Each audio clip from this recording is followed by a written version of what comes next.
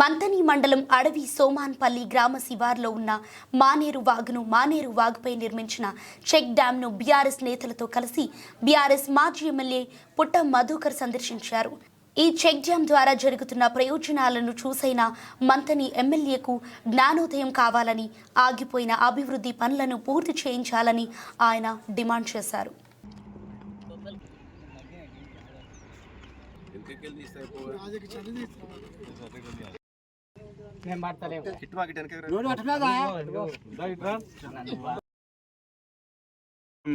అడవి సోమన్పల్లి గ్రామంలో మనం ఇక్కడ చెక్ డ్యామ్ దగ్గర మాట్లాడుతూ ఉన్నాం. సోమన్పల్లి గ్రామం ఎక్కువ శాతం కాంగ్రెస్ పార్టీకి అనాదిగా ఓట్లు వేస్తూ వస్తూ ఉన్నది. కానీ తెలంగాణ వచ్చిన తర్వాత బీఆర్ఎస్ పార్టీ కేసీఆర్ గారి నాయకత్వంలో మనం ఓట్ల కోసం కాదు, తెలంగాణ ప్రతి ఇంచు కూడా ఇది మన ప్రజానీకం, దీన్ని కులాలతోటి పార్టీలతోటి చూడొద్దని కేసీఆర్ గారి సందేశంతో మేము ఇక్కడ చెక్ డ్యామ్ కట్టేయడం జరిగింది. చెక్ డ్యాము కట్టేయడం వలన అనేక విధాలుగా ఉపయోగకరం, మత్స్య సంపద ఉంటుంది, పర్యావరణం ఉంటుంది, గ్రౌండ్ వాటర్ పెరుగుతుంది అనేది అందరికీ తెలిసినటువంటి విషయమే. ఈ నియోజకవర్గంలో ఎక్కువ శాతం కాంగ్రెస్ పార్టీ పరిపాలించి గోదావరి నీళ్లు పోతా ఉన్నా, మానేరు నీళ్లు మొత్తం పోతా ఉన్నా, సముద్రం పాలైన తప్ప ఒక కాలడ్డం పెట్టి నీళ్ళు ఆపి పంట పొలాలకు ఇవ్వలేదు, మంచినీళ్ళు ఇవ్వలేదు కాంగ్రెస్ పార్టీ.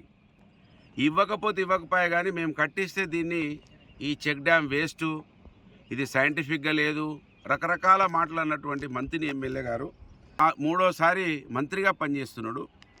ఆయన ఇక్కడ చెక్ డ్యాము కాడికి వచ్చి ఈ చెక్ డ్యామే వేస్ట్ అని అసెంబ్లీలో కూడా మాట్లాడిండు.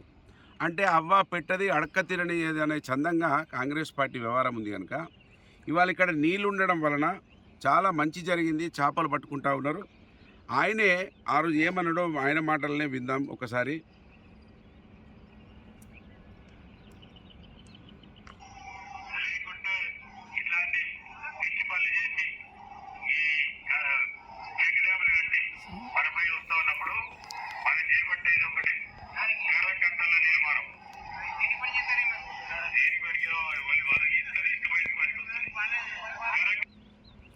ఎవరికి పనికి వస్తలేవు, మాకు ఇష్టమైన వాళ్ళకి పనికి వస్తున్నాయి అని అంటున్నాడు. ఇక్కడ మాకు ఇష్టమైన వాళ్ళు ఇష్టం కాని వాళ్ళు ఉంటారు ఎక్కడన్నా? ఇది మాటేనా? కనుక ఇవాళ ఇక్కడ నేను వచ్చి అడిగితే సోమన్పల్లి గ్రామంలో ఈ గ్రామంలో దాదాపు 30 కుటుంబాలు ఈ చేపలు పట్టుకొని బతుకుతూ ఉన్నారని ఈ గ్రామస్తులు చెప్తా ఉన్నారు. ఏ ఒక్క పని కూడా 15 నెలలుగా కనీసం ముందుకు నడిపించకుండా కాలమంతా వృధా చేసి నేను మంత్రిని అయినా మీరు సంతోషపడండి, సంబరపడండి నన్ను చూసి అంటున్నాడు తప్ప ఎవ్వరికీ 1% ఒక్క పని కూడా ఇప్పటి వరకు 15 నెలలుగా ఒక్క పని కూడా ప్రారంభం చేయలేదు, ముందుకు నడిపిస్తలేడు. ఆగిపోయిన పనులు కూడా ముందుకు నడిపిస్తలేడు. ఇవాళ జవాబు చెప్పాలా, మార్చి 4 నాడు ఎంత అద్భుతంగా ఇక్కడ నీళ్లు నిలిచి ఉన్నాయి, మత్స్య సంపద వస్తున్నది, ఈ ఊర్లో గ్రౌండ్ వాటర్ కూడా ఇబ్బంది లేకుండా ఉన్నది.